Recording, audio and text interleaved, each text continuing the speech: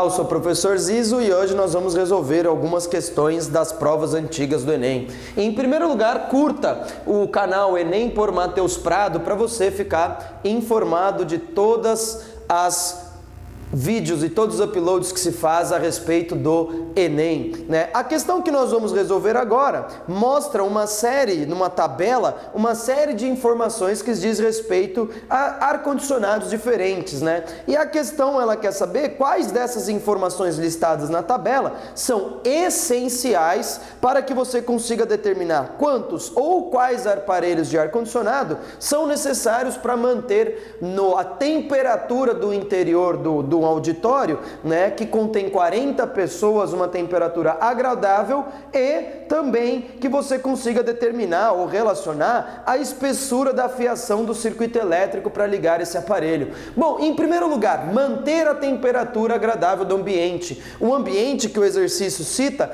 e fala que esse ambiente está lotado com 40 pessoas que emitem, né, uma certa taxa de energia térmica para o ambiente, que é o que ele chama de calor, né? Então o que o vestibulando tem que pensar? Ele tem que pensar que esse ar quente ele vai ser captado pelo ar-condicionado e vai ser refrigerado, né? Então, ora, essa ideia de otimizar e manter a temperatura agradável, ela vai estar associada com a capacidade que esse ar-condicionado tem de refrigerar esse ar quente, né? Portanto, para que se leve em conta a manutenção da temperatura dentro do ambiente, se faz necessário que se leve em conta a capacidade de refrigeração, que é uma das informações listadas, né, na tabela mostrada pelo enunciado, né? Outra coisa que ele quer saber é a respeito da espessura da fiação do circuito elétrico, né? Então, ora, como ele quer uma informação a respeito do circuito elétrico, o aluno deve pensar imediatamente nas leis de Ohm, mais especificadamente a primeira e a segunda lei de Ohm, né? Lembrando em conta, aqui no texto não cita, porém,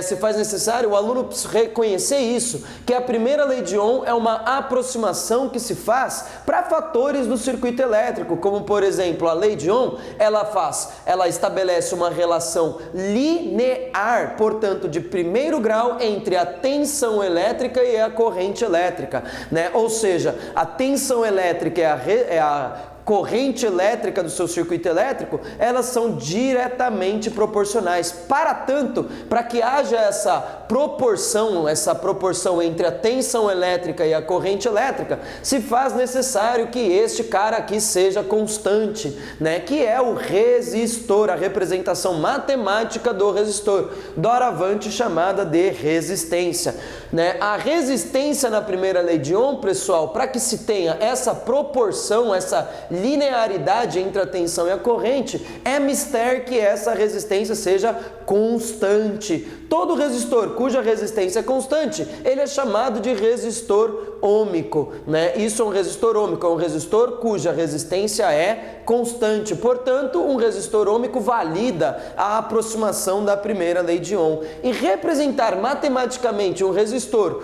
cuja resistência não depende de fatores físicos, como por exemplo a tensão elétrica ou a corrente elétrica, se estabelece a partir de fatores geométricos do fio, representados matematicamente pela segunda lei de Ohm, né? A segunda lei de Ohm, ela deixa claro a representação matemática de um resistor ôhmico, um resistor cuja resistência é constante, né? Então, um resistor ôhmico na segunda lei de Ohm, ele depende da resistividade do material, simbolizado pela letra grega ρ, né? Isso daqui depende de características do material, é chamado de resistividade, o quanto o próprio material oferece de resistência para o fluxo de cargas, né? L, que é o tamanho do fio, e a espessura do fio, simbolizada pela letra do nosso alfabeto A, né? Ou seja, a área de secção transversal está associada, ou a espessura do fio, está associado com a resistência.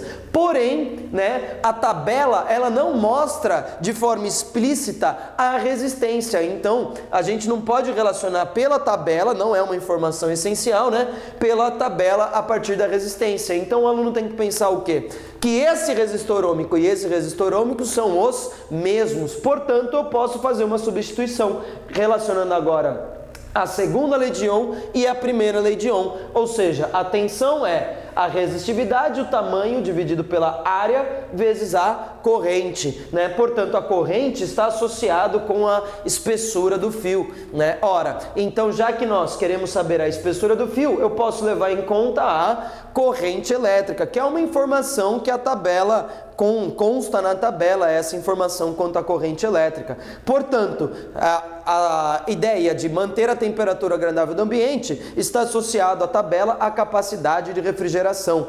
E a espessura do fio, pela segunda e a primeira lei de Ohm, nós vimos que está associado com a corrente elétrica. Portanto, alternativa correta, alternativa E para justificar essa questão. Pois bem, se você tem interesse, entre no site www.guienem.com.br e adquira o material para você estudar para o Enem. Meu muito obrigado, até mais!